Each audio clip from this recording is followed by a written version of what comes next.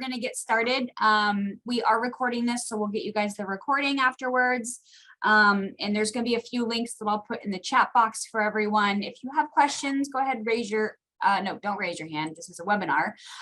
Put your questions into the Q&A or the chat box, and we'll get going. So thank you, Jackie. Hey, thank you, Jody. I don't even have any lipstick on, but most of you guys have known me as a redhead for 100 years. Well, I'm almost 100 years old, so now I've gone gray. I didn't want anybody to be shocked. But you still look great. Oh my gosh, I know. Well, we get older, don't we? All right, Jody, I wanted to, you're going to queue up a little video for me that I'm going to have you play. Yep. And it's the 4 different types of properties. Let me hang on a second. This will be just a little squirrely for this very first time, but we will be on it for sure afterwards. Okay, so if I do that, I'm trying to get into my Davis Sterling website so that I have it up too. I should be able to do that. There is in the link on that davis-sterling.website, you'll see on the right-hand side a list of 2-minute videos. Okay. You see that? I think it's the very first one that talks about the 4 different types of properties. 4 kinds of CIDs? Yeah, the CIDs, right. Got it. If we do that one, I can give you this is going to give you the overview, and then I'm going to kind of go through the ones that we're mostly working with the different agents in our area, okay? So let's just take the 2 minutes and do the 2-minute video. I'm going to be using these a lot. The Davis Sterling website has put together these little 2-minute blurbs that I just absolutely love. I go to this website so many times during the day because it's so informative. And I'm going to put the link to this website in the chat box so that you guys have it as well. So you guys have the same thing. Absolutely. And you can use it with your clients. There's different things that you can use with them to kind of educate them too as we go along. Okay, I'm going to be quiet now. Okay, let me push play. To be able to hear that? Yep, I can. 4 kinds of common interest developments. The Davis-Sterling Act defines 4 kinds of common interest developments: stock cooperatives, community apartments, condominiums, and planned developments. Each has common areas coupled with an exclusive right to occupy a unit, but each uses a different legal structure to accomplish it. A stock cooperative is the earliest form of common interest development and is found predominantly on the East Coast. Even so, there is an estimated 30,000 stock cooperative housing units in California. In a stock cooperative, a corporation owns everything, including all units. To get into a unit, buyers purchase shares of stock in the corporation, which gives them the right to lease a particular unit, called an apartment. In a community apartment project, instead of a corporation owning everything, members own a percentage in the entire project, including all units. Once a person buys into a project, they have the right to lease a unit called an apartment. These types of projects are fairly rare and are also known as own-your-owns. A condominium project takes a different approach. Unlike stock cooperatives and community apartments, buyers hold title to a cube of airspace called a unit, plus a percentage of a common area. The boundaries of units and common areas are described in a condominium plan. In addition, a declaration of covenants, conditions, and restrictions, CC&Rs, is recorded against the entire project, restricting the use of property and defining the responsibilities of the association and its members. A planned development is the 4th category of common interest developments under the Davis-Sterling Act. Instead of owning a unit, members own a house and the lot upon which it is built. The boundaries of the lots are described in a parcel map. Houses can be freestanding, as in traditional subdivisions, or they can be townhouses that share a party wall.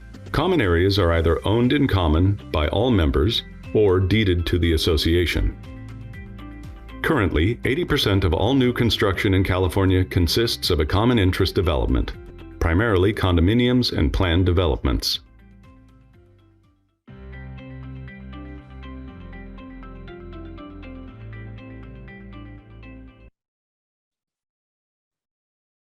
Great. So now we're going to kind of work from that basis. I think that gives you kind of a good overview as to the types of properties we're talking about in the state of California. I find very few co-ops in the Bay Area. There are a few in San Jose or Santa Clara, actually, and I've actually had a couple that are in San Francisco, more so up in that area than anywhere else. And then, of course, Southern California, because he did say that they were quite a few of them in the state of California, which is 30,000.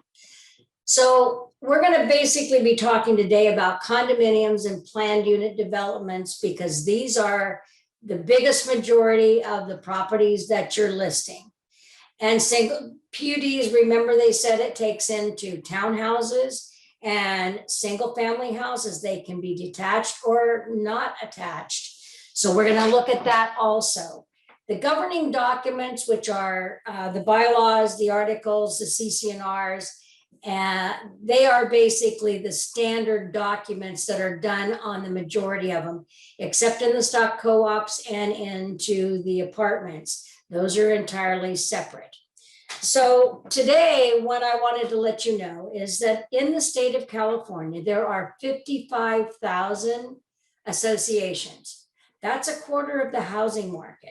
It's a pretty big chunk when you're thinking about it. And I know that this market has been absolutely insane, because you're seeing that. So if you're looking at the listings as well as the sales, you're seeing a huge amount that are being sold in these types of housing. This type of housing has a little bit of things that are going on with it that you may not know. So when your client says to you, oh, I don't need to have a review of those documents, I'll just spend the weekend and go through the documents on my own. Remember that if you were to say, can you guarantee that the documents that you receive from the association, whether it be off of one of the sites where they have all of the documents, you just download them, or whether you're getting them actually from the association, are they complete? And does it fulfill the seller's obligation to disclose? And I'm here to tell you that we look at several thousand of these a year, and very few of them will give you the information that is required. There's always something missing. Everybody's at a different level. If it's really big that has a management company, they'll generally use one of the libraries of documents where they put the documents online. You go online to get them. Some of them will have them in-house where they're just handling one or two associations. But the biggest thing that I find is that you might get a stack of documents. I got one the other day that was 828 pages long. I kind of get a giggle every time I get them, because somebody has taken them out of every single document. Most of the associations will provide them to you, and each document is a separate document, and it's a big file. And the agents who are listing them, I love you guys dearly, but what you're doing is you're having your assistants, or they run them all together. So now there's 700 pages. Think of it this way. Your clients are buying not only a home, but they're also buying into a multi-million-dollar business. And that multi-million-dollar business's only job is to maintain, preserve, and enhance those properties. When you run 745 pages together, it is extremely difficult, even with an index, to try and figure out what documents do I need to look for? What is it that I really am wanting and I need to know about this association? I have one that a client was buying into it because they loved the fact that the insurance policy included an earthquake policy. But in the documents that I got, I was reading in the minutes, and it noted that they had spent a survey to the owners, and the owners had decided not to continue paying for the insurance. Those people bought that unit because it was supposed to have an insurance policy that included the earthquake, and it didn't. So they were very upset once they got in there and found that out, because they were going to get additional coverage for their interior content. And so these are things that come back to haunt us, whether we want them to or not. They may be restating their governing documents, and there's a new set of documents out that your buyers are going to be responsible for. So the type of housing, regardless of whether it's a condo or a PUD, what style it is, whether it's single family or an attached. And you'll note that there was not one place in that section where they were doing the introduction that said townhouse is a type of ownership. It's only a condo, airspace ownership. You own the walls in, the floor is up to ceiling down. So it is very convoluted if you're looking at these HOA documents and you're looking for a document that says that it's a townhouse. I'll tell you a little secret about that here in a minute. So basically, the first thing to do if you're listing a piece of property is determine what type of property you are actually listing. I had two projects that sat right next to each other. They were built at different times. They became different associations. The one on the left was known as a condominium, airspace ownership. Identical project next door to it was considered a planned unit development. The reason is that the developers back in the mid-70s figured out that an association, when you own nothing except the airspace on the inside of your unit, also known as a condominium, that they were going to be responsible. So what happened is, for any deficits or any problems with any of the property itself, that's why in those days you could see almost every single project, if it was anywhere from 3 to 5 years old, had a lawsuit against it to the developer from the association for defective workmanship. So they didn't build it for a few years, and so they built the second one as a planned unit development. And I know you're asking yourself why. The reason for that was because the sellers or the owners of each of those individual units was the only person that, if it was in their unit or on their property, that they could sue the developer, not the corporation, which would be a condominium. So that's why you're seeing that as being separate. And that's why it became very important of knowing what you're actually having your clients own. One is a condominium, airspace ownership. Two is the planned unit development. They own the building and the land underneath it. So you have to be aware of that. I said I would tell you a little secret. If you will look at your preliminary title reports in the property description, it tells you exactly what kind of property. Also, your governing documents will more than likely in the first few lines let you know. So if you're looking at the prelim, you look at the prelim, it says the word lot number 30, or whatever number that might be, you can be guaranteed that that's always a planned unit development. Lot means they own the property also. If you're seeing the word unit, you're always guaranteed that that's going to be airspace ownership and therefore will be a condominium. I know I'm used to having questions asked at this particular level, so I don't know, Jody, if you have any questions to this point. Nope, nobody's put anything in there, but if you do want to raise your hand and ask a question, you can. I just saw Joel put something in there. What are the main talking points we should be looking at when the HOA docs, when you're looking at them with your client? Okay, so two things happen. It's very daunting if you've gotten all those documents written together in 700 pages. It's anywhere from 500 to 700 pages. And the biggest thing that I think that the people are going to say to you, there's going to be 3 things that they're going to want to know about. And we'll come back to a couple of these. The first thing they're going to want to know, how financially healthy is that association? And that's really a big one that I'm going to be spending a lot of time going through with you in a later date in a class. But let me just kind of give you a heads up. This one, the things that you want to know is, are your governing documents all there? Because when you get 700 pages, you believe that there's a tree and a half that's been destroyed so that you could have all that paper, or now we get it in an email and you have to try and sort through it. So your client, you need to know what your client's needs and desires are, which you already know. And sometimes they'll walk in and fall in love with the place, and that's the end of it. That's the one they want. But you're primarily looking at the financial health, whether the governing documents are all there. Sometimes you're going to find that the association is not incorporated.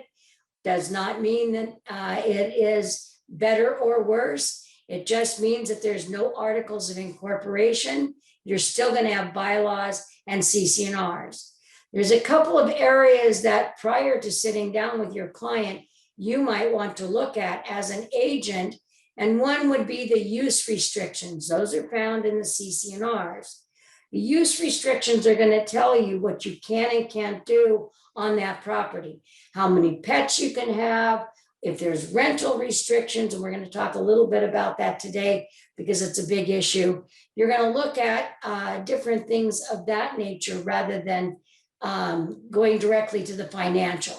The financial takes a little more tender loving care because this is where it's going to hit their pocketbook. They're seeing that the assessments are rather high from the other projects that they may have looked at. Sometimes they've been increased every year for the last 5 years. That's because the association has a reserve study, which is called a physical inspection reserve study. And I don't want to get too far off. I'm kind of jumping around here. So we'll come back to that also. So what you're looking at is what kind of property are you selling to your client? You're looking to make sure that you got all of the documents that have been made available by the seller. Doesn't mean you got a full package. And you have to keep that in mind because there's always that little hidden agenda. I'm not used to doing this way. No, I can help you. Okay, so just let me just finish up on this one thing. Yep. So the biggest thing that your clients are going to want to know is how financially healthy is this association? Is it going to hit my pocketbook? Are there going to be special assessments? What do I do about that? So that is definitely a class that takes a lot longer. I'm going to have a lot more paperwork that I'll be showing you. And Jody will be my Vanna. And I just put the link for that class. It's going to be October 12th. Okay. So there's Right. that one. And then in Okay. September, we're doing condos versus PUDs, which I think will help with one of the questions about is the PUD the same as a townhouse? It can be. The town, remember I said the airspace, you're just looking at a building, and the two buildings that I use, one is a condominium and one is a planned unit development because the developers got smart, realizing that if it's a condominium, the corporation can sue them for all the maintenance and the repairs for construction defects. In a planned unit development, it has to be the individual owner that does that because the association's only going to be reserved for, oh, I'm sorry. I don't know how to do this. My assistant is calling me, but anyway, I hope you guys can't hear that noise. You probably can. So the thing that you're looking at here is that you got to know what kind of property that you're selling. You know what kind it is because it's part of the preliminary title report. It's either a condo or a planned development, nothing else. We're just dealing with that. Those are going to be 99% of what you're going to be selling. So if you're looking at a condo and you're selling airspace ownership, then that is a different format, and you're going to see a budget that's got every component in there: the roof, the siding, the decks, the driveways, the lighting, the mailboxes. All of that are going to be in there, and that should be part of your budgetary items that you're going to be getting in that package. So definitely educating your buyers as to what they're buying, whether it's a condominium or a planned unit development, is important. Because a lot of times somebody will say, well, if it's a planned unit development, the owners are responsible for everything. That's not true, because you have to go to the budget and you have to identify what are the things that the association is responsible to maintain. And in some instances, in a planned unit development, on deckings, or sidewalks or stairwells or whatever, you're going to find that the association has taken responsibility for the maintenance of those because of the cost of doing it individually. They have to have a plan, they have to approve each set that somebody wants to do. And so it makes it much more difficult. There are components that are like the roof. If it covers over 2 or 3 units, it's going to be very difficult for me if I want to replace my section of the roof to be able to do that because I've got 2 other people that are attached to the same roof. So you really have to take a look at the type of ownership that you're providing. Airspace ownership, the association is responsible for everything. And in most cases, even the plumbing behind the wall in a bathroom or a kitchen. If it's behind the wall, you only own the plasterboard forward. So I can give you a good example. Your shower starts leaking and it causes damage behind the wall, but it's not leaking at the head. You've changed the head on the shower and it's not leaking there. So then you have to call the association and it might have this little pin needle leak in the back. They'll cut open the wall, they'll repair the pipe, and then you will be responsible to repair the wall and fix the shower itself on the outside, anything on the inside of your unit. So you really have to be quite conscious as to whether or not the association is responsible or whether the owners are. If it's underneath the sink in the kitchen or underneath the sink in the bathroom and a pipe is leaking, that's an association owner's responsibility, not the association.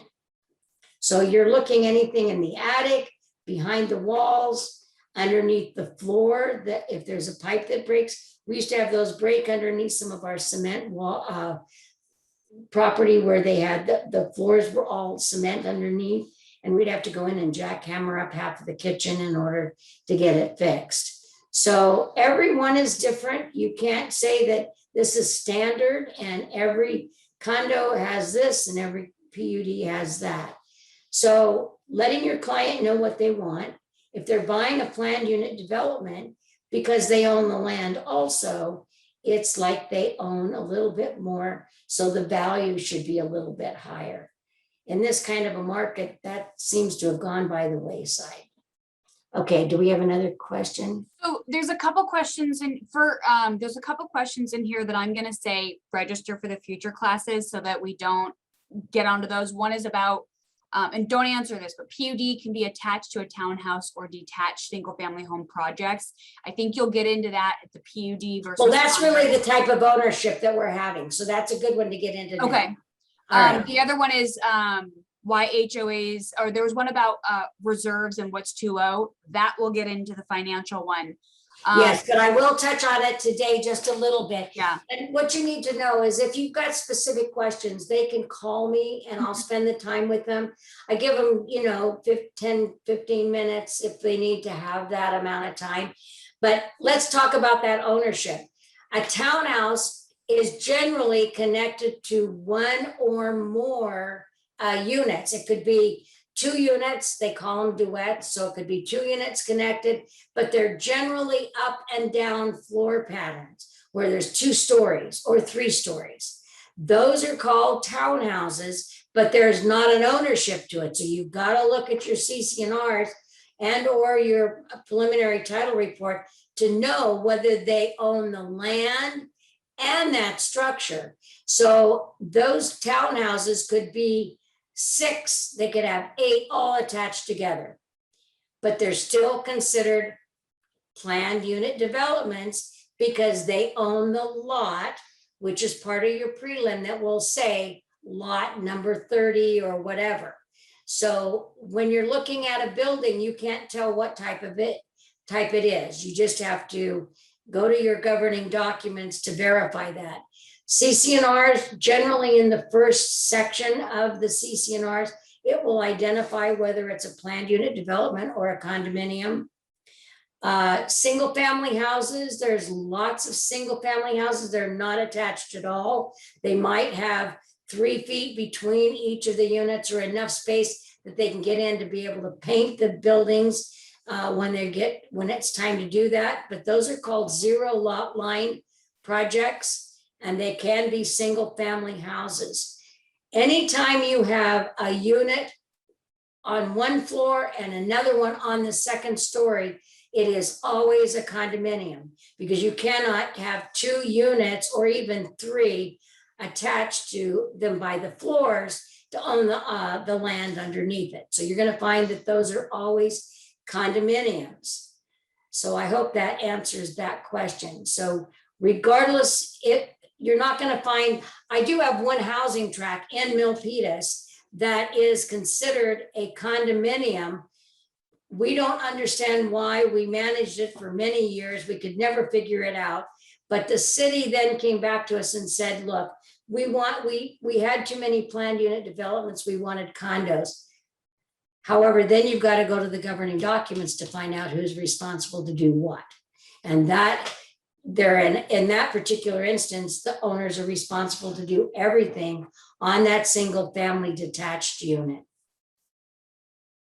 I hope that answers the question. Yep. And let's keep going, because we've got we did this for a half an hour, but if you can go a little bit more, or we have this for an hour, I apologize. So we may go over the time a little bit. So I just want to let you kind of keep going through what your presentation of what else we had, or do you just want to? That's fine, because I didn't really have a formal line of order, but I do think that this is a big one, because this sets the ground for everything else that we're going to talk about. Yep. And one of the things that is quite interesting is that there is a new law in the state of California that came about 2 years ago in 2020. And it said that all decks that are cantilever or out away from the buildings, stairwells and walkways, must be inspected and have destructive testing. Because remember, we talked about the reserve studies. The reserve studies are just a physical inspection. They do not do any destructive testing in a reserve study. So now they're saying, look, because of the problems that these cantilever deckings have, that they want them inspected, and they have to have an engineering report attached to it. And most of the associations are saying, well, we have until 2025. And I say, well, it's not the end of 2025 until January 1st, 2025. Between now and then, they have to have every deck or the majority of the decks in their project, depending on the age.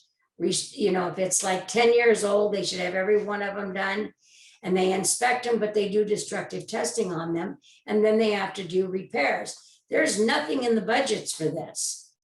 This is a brand new law that nobody was expecting. And now that happened, they have to do those inspections, and everybody's waiting until the last minute. Well, I'm talking to engineers. There's probably only 5 or 6 in Northern California that are doing these inspections on condominiums. And there's a huge amount of condominiums with cantilever decks that are now being inspected.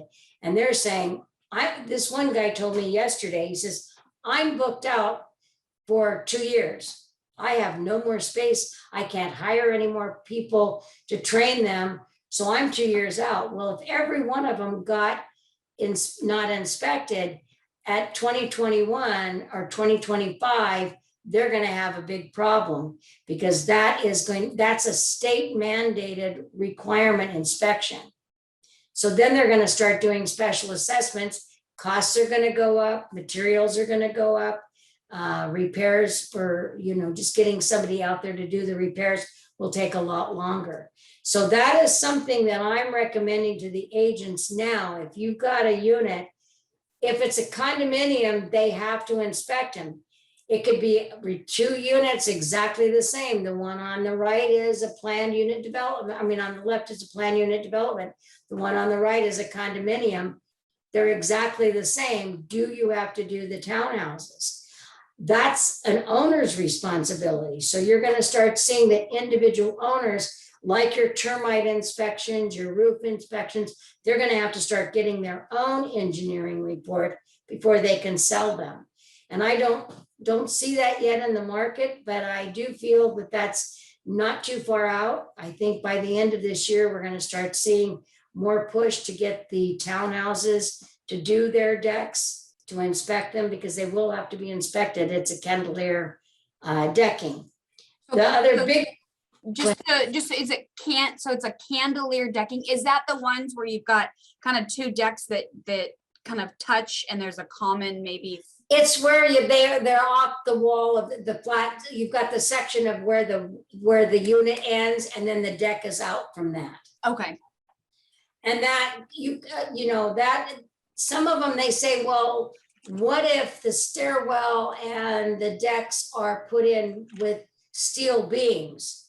Well, they're telling me now, the engineers are telling me now that those are equally as bad as if there's dry rot, because the bolts will loosen and get rusty. And if they do, then those are equally as dangerous. Now, we know we just had that horrible, horrible thing happen in Florida. And we do have high rises in San Francisco, a few downtown San Jose, but generally that's somewhat the limited amount of places that we're finding that. But all of these things are just one more thing for the board of directors, who are volunteers, and the management companies who are definitely overloaded a lot of the time, to be responsible to make sure it gets done. So as real estate agents, I'm recommending to the agents that I work with is that if you have a cantilever decking, whether it's a planned unit development or a condominium, if it's a planned unit development, ask the seller if they've had the deck inspected. If they hadn't, you might want to consider having a deck inspection, because if there is dry rot or anything that needs to be redone on that deck, then your buyer is going to pick up that tab. And this kind of just leads me into being able to tell you a little bit about the financial health of how these associations work. You have 5 board members. They're all volunteers, generally are all owners if their bylaws require it. And they are responsible to maintain, preserve, and enhance. They hire a management company and they delegate responsibilities to that management company.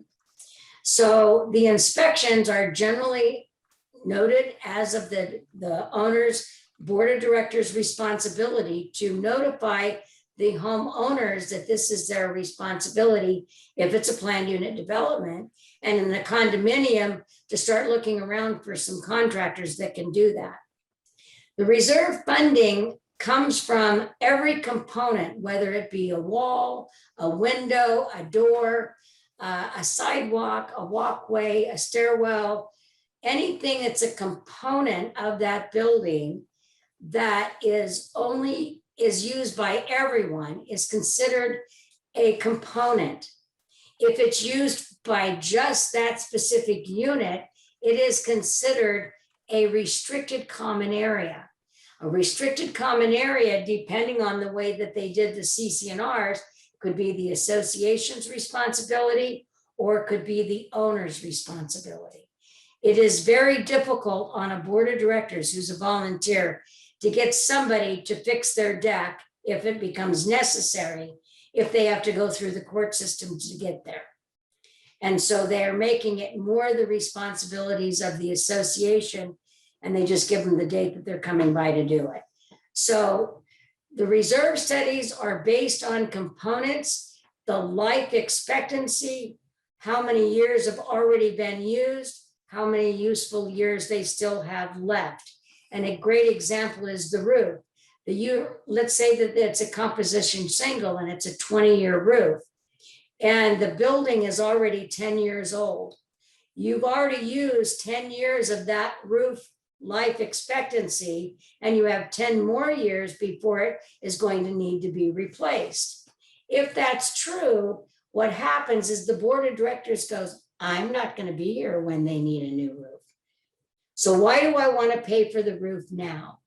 The concept is that everybody pays their share of the usage as they own the building. Therefore, they're going to be required to have the money in the bank or leave a debt behind, which is called depreciation also, leave a debt behind for the buyers. So this is a big issue, and we'll be spending quite a bit of time on that at that one class. The whole day I will give you some ideas on how you can search some of this stuff out on your own.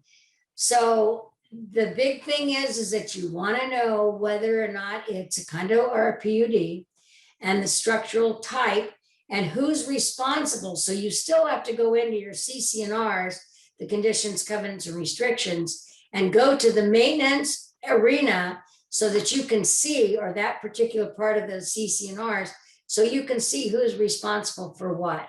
I had an agent yesterday. He said, I swear to you that the association is not responsible for the termites.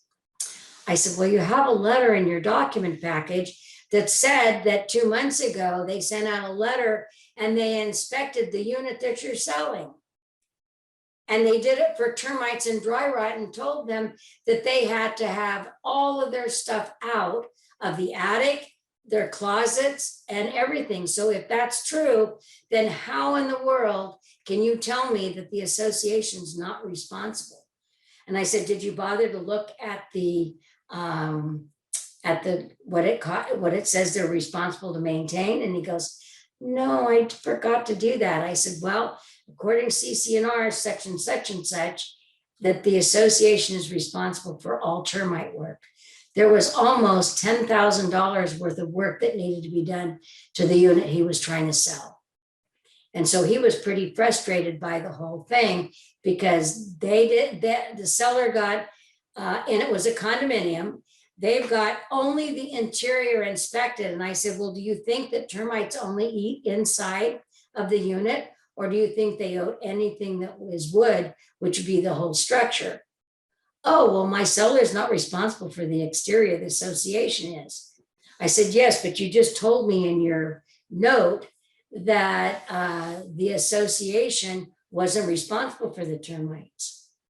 So you need to let me know how you're coming to those conclusions so that I can make sure that you are giving the proper information to those prospective buyers. Well, the end result was it was the association's responsibility. We've made comment in the documentation that we provided in our report that the association was responsible.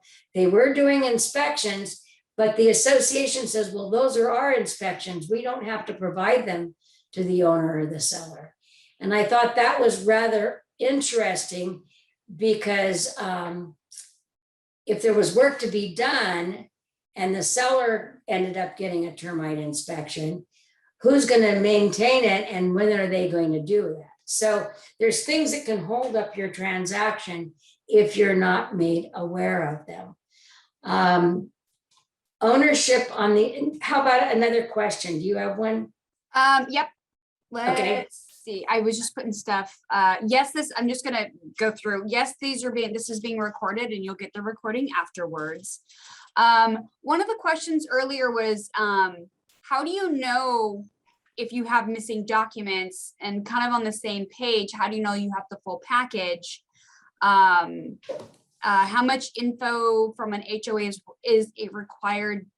Is the HOA required to give? Some of them seem like they're unaccountable. That's why you hired Jackie. Well, that is true. And yes, they are unaccountable because everybody points the finger going the opposite direction and it's never at them. So the concept here is that there are certain documents, and this is the one that I love the most, is the budget. You'll get something that says 2022, 21, 22 pro forma operating budget.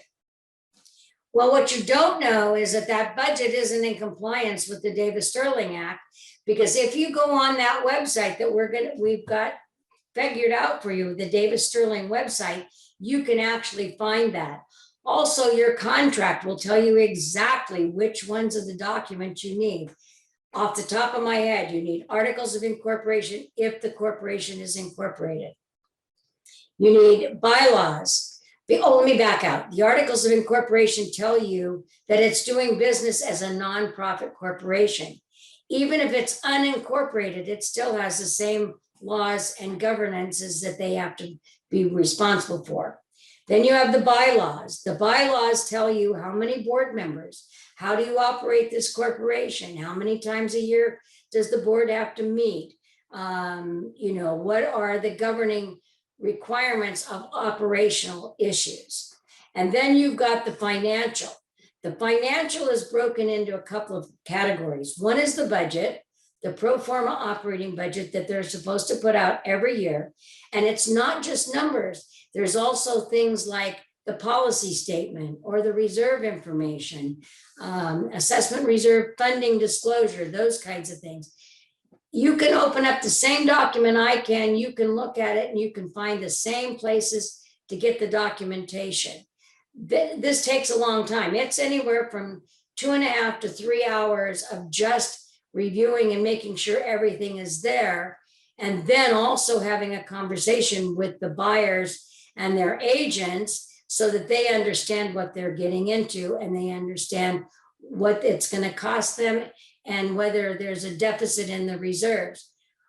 Carr got that bill passed, and I always say if there's a deficit in the reserves, that it should be negotiated at the time of sale. And that's because they're leaving a debt or depreciation for the components they've already used. The value of their property is twofold. One is market value, and the other is actual value based on how much they need in that reserve to maintain, preserve, and enhance the properties. So you're looking at many different things, that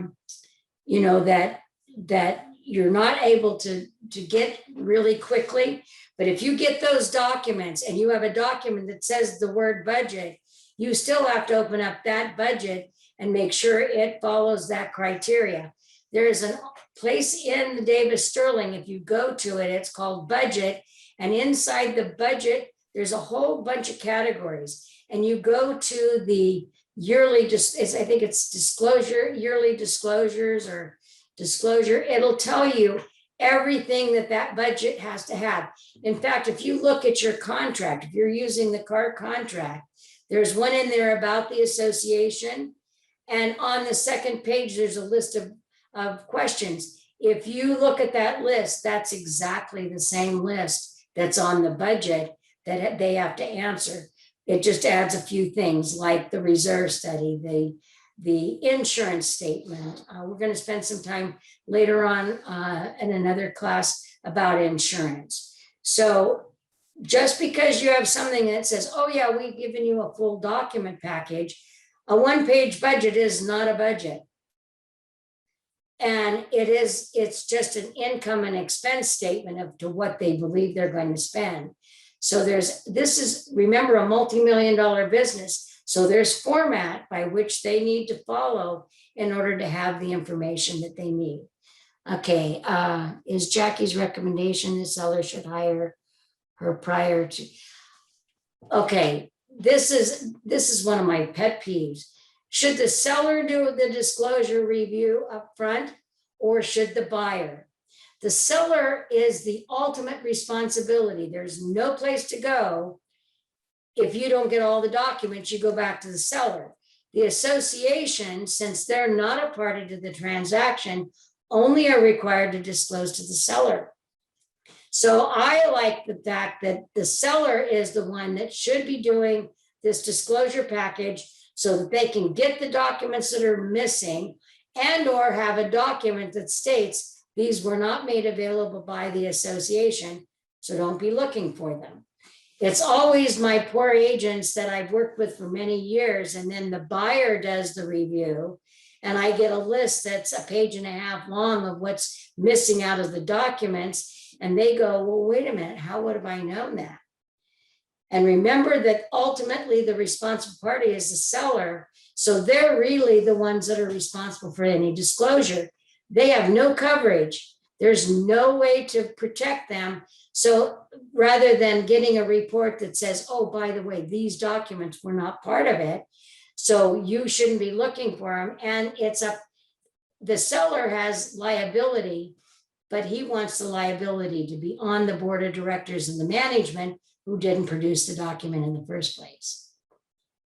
And a lot of times the board members are looking for ways not to have to do some stuff, and they'll postpone, work that they need to do into the next year, saying, oh, well, nobody called us about a leak this year, so we don't have to do the roofs. They're fine. So I like the fact that the seller should be the one that does the report, and the buyer should be able to rely on that, even if there's missing documents that have not been produced by the association. And the seller is protected because the association didn't do their disclosure duty. Does that answer that one? I think so. There's another one. Would you recommend that the listing agent has the HOA docs reviewed or pass that on to the buyer with verbiage, buyer to review all and approve all HOA docs for completion?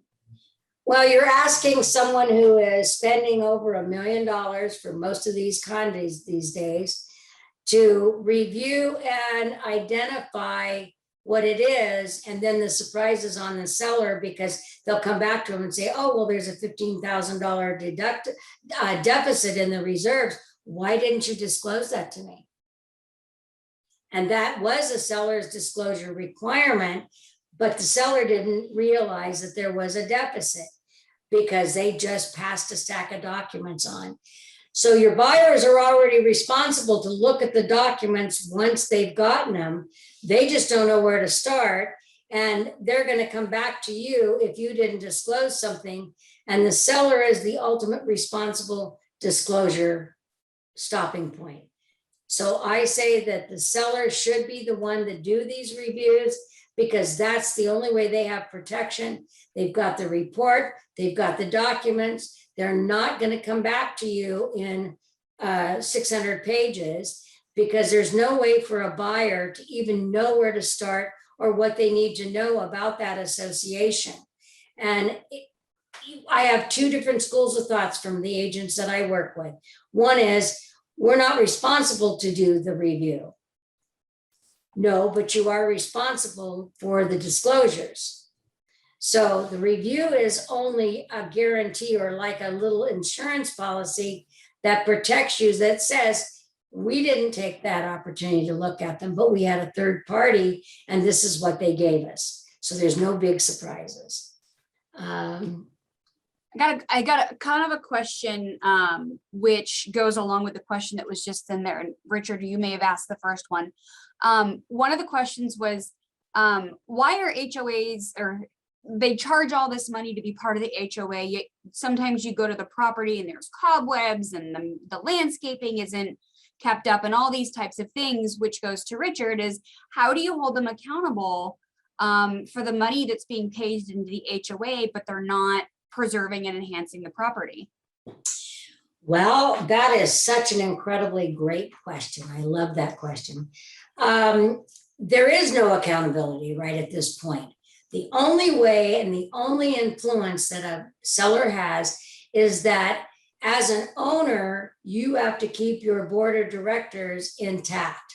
So attending meetings, now they're on Zoom most of the time, so that's always a good thing. You can be a participant, you can ask to be on the agenda. If you're finding that there's things on the project that you're living in that you need to notify the association. It's not like they haven't seen those cobwebs either. But you ask one of my grandkids, hey, they don't care about cobwebs. I care about cobwebs because there's a spider somewhere. Okay, so if they're not maintaining the property now, it's for two reasons. One, they don't really understand their obligation to maintain, preserve, and enhance. Or two, they're not charging enough money to cover all the expenses, and said, well, if you see the spider webs, you don't like them, move them, take them off. Or if your landscape is getting brown because there's not enough water, now I don't think we're in a water shortage as much as we have been, but we're still watching out for that. Then the association, it's the owner's responsibility to keep the board of directors intact. And it is the board of directors' obligation to maintain, preserve, and enhance. There is no requirement for anyone to enforce this. There's no place you can go if you've got a big problem with your association, except you can go to small claims court for a monetary issue. You can also go in, ask them, put everything in writing, ask to be put on the agenda, put them on notice. And each time you put them on notice, it will be up to you as an owner to enforce it. So you're going to have to get the attorney. You're going to have to force them into complying with the laws, and that doesn't come easy. So it's a kind of a catch-22. If you're walking on a project and you're seeing so many maintenance responsibilities that aren't being maintained, that's what our report is a risk management. It is a tool for whether it's the seller to be able to pass on those documents with understanding that the association hasn't been in compliance, and that's more than likely why they're moving anyway. But they're not going to tell anybody because they don't think it's important. So the other side of it is the association isn't being responsible and funding the reserves as well as the maintenance ongoing day-to-day operations. Because there's only two parts of it. It's either maintenance for day-to-day administrative issues or it's long-term issues. So it's up to the owners to keep their board of directors' feet to the fire and to make sure that they're enforcing the rules and regulations. I get calls on that every day, by the way. There's a question is, in a seller's market, most contracts are removing the inspection contingency with the offer. If a buyer has to do the review of the HOAs, if they were to hire a third-party company, what's the typical turnaround time? Turnaround time is basically 3 working days right now. But let me tell you a little secret about no contingencies. When I was a real estate agent, when I first got my license, the one thing that my broker drilled into my brain was that a contingency was, you've told me and I've agreed to it. You've told me that you're not going to let me have time to review these documents, which are going to maintain and preserve and enhance my property and the value. And you're asking me to give up my rights to do that. If I find something in there, and quite frequently this will happen, I do the review for the buyer and they find out that there's a $15,000, $20,000, $50,000 special assessment. Do you think that that was a monetary disclosure that should have been disclosed by the seller? And isn't the seller responsible for that? If the seller's not having the documents reviewed, what is it that you don't want to disclose? And if the buyers are getting it and you've asked them to wipe off their contingency just to be able to get into the place, does not mean that you're not going to be responsible for things that you didn't tell them. And you might not know. So it's kind of a catch-22 right now, especially when I see this every day, no contingencies. And the listing agent or the buyer's agent will say, well, we can't even make the offer if we don't go in with no contingencies. So the seller is asking them to not know any more about the financial health than they do, because it might kill their deal. Or for what reason? Because I will tell you that the majority of associations are underfunded in their reserves. And it could be a small amount, like under 1,000, or as much as the one that I had this month was $78,000 a door.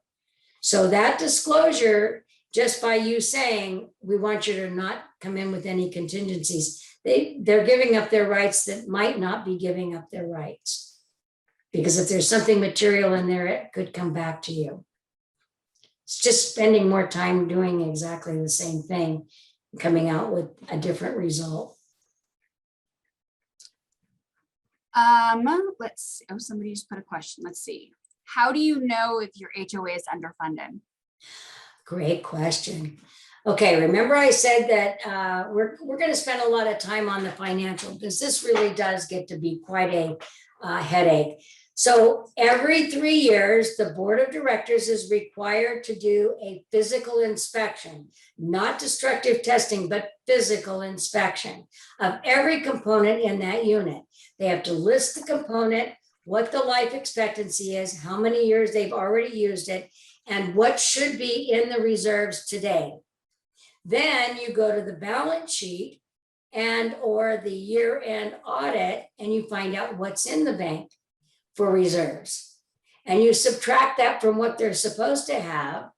For an example, if you've got a $2,000 or $200,000 roof, and you've already used 10 years of it, you should have $100,000 in the bank to be able to cover that first 10 years, right? And if you don't have that, you only have 50,000, then you're $50,000 short. So it's as of today, what's the life? What's the total amount that is required to be in the reserves, subtracted away from what is in the reserves, and that will give you the percentage funded, or you divide it out by the number of units. I don't like the percentage funded as much as I like to tell me what the 60% actually is per door in dollars and cents for the pocketbook. So that's how you come up with that number. What's supposed to be in the reserves, less what you actually have in the reserves, divided by the total number of units. And a lot of units, projects will have staggered assessments because there's different sizes. It's a little more complicated, but you can get the average dollar amount. If it's 1 to 30%, there's a little scale on the bottom of our report that we produce by the reserve study companies. And what that says is that if it's 1 to 30% funded, you're guaranteed, no matter what you think, special assessments will be necessary to meet the needs of that maintenance work that's going to be coming down the pike. If it's 31% up to 65%, you're guaranteed special assessments along the way or when it comes time to do the work. And if you are over 60%, over 65%, basically up to 100%, which less than 5% of the 55,000 associations are funded, you're in a big, deep hole because your clients are picking up the tab for the usage. Remember, I said that the concept is that as you own the property, you're contributing to the reserves, you should be contributing enough that is paying for your usage of each of those components, also known as depreciation. At the end, any deficit that shows up in the budget or in any of the documentation that we get is what is the buyer picking up that tab. So you're going to want to know what that number is. If no other number, if a seller's agent and a seller understands that depreciation as well as the funding of the reserves, you don't take the percentage funded as much as you take the dollar amount. And you know that that's something that you're going to have to negotiate possibly. CAR got this bill passed back in 1987, somewhere right around there in 86, 87. They said, we don't want to know on the cash flow because they were getting the budgets, and on the budget cover letter, it said we're 100% funded. They forgot the words this year.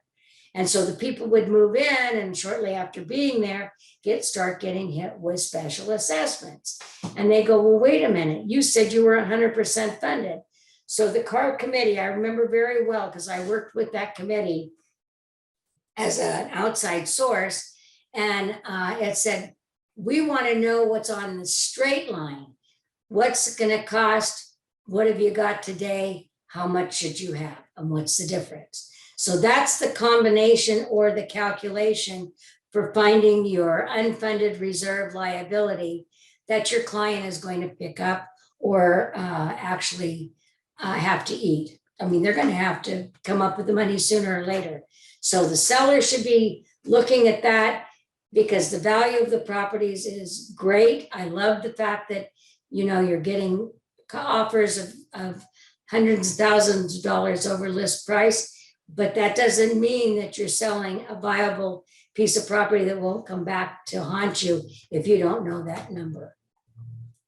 And there's different ways of taking care of that deficit.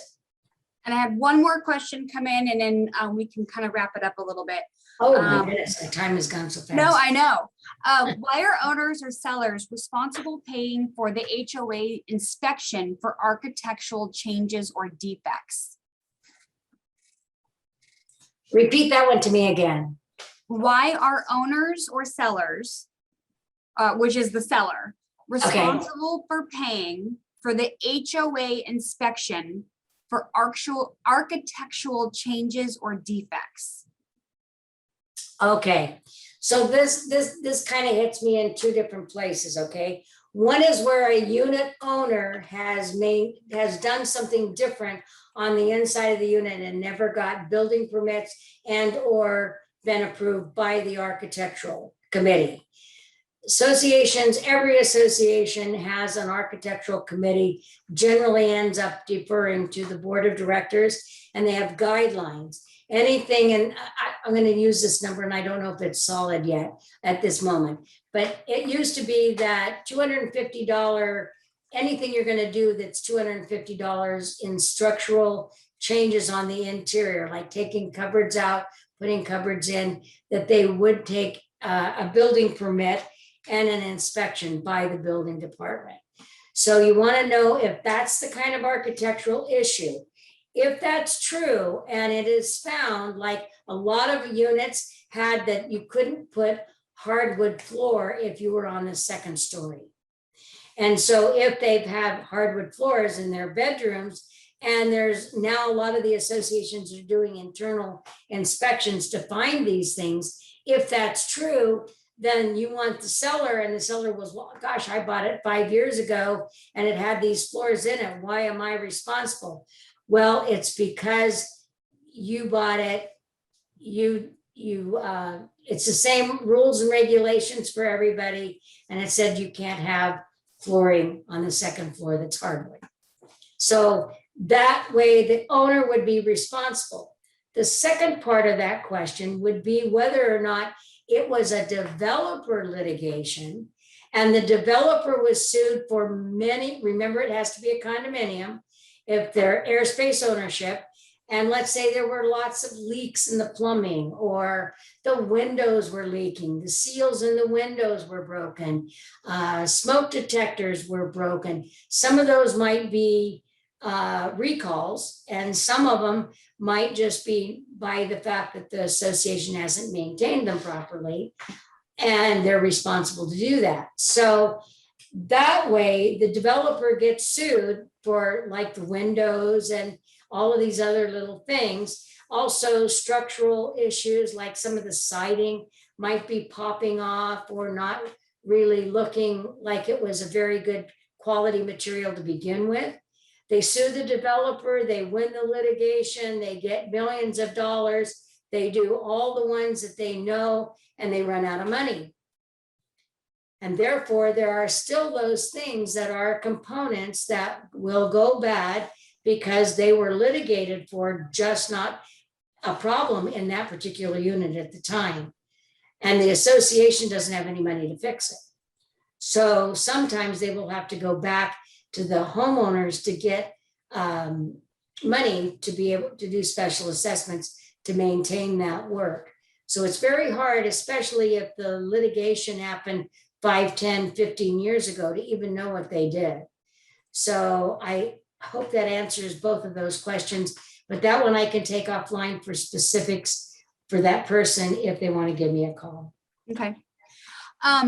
Jackie, thank you. Thank you. I'm going to put your email address in the chat. So if anybody has questions, you can email Jackie. She'll be with us again on September 14th, condos and PUDs and probably the insurance piece. And then October 12th for that financials class. And that one, I hope to see everybody back and that you get more people, because it is really the biggest issue that you've got going is on the financial. Yep, absolutely. So I put those in the chat box. If you come to our marketing meetings, you'll hear me talk about this. Check out the SCORE website.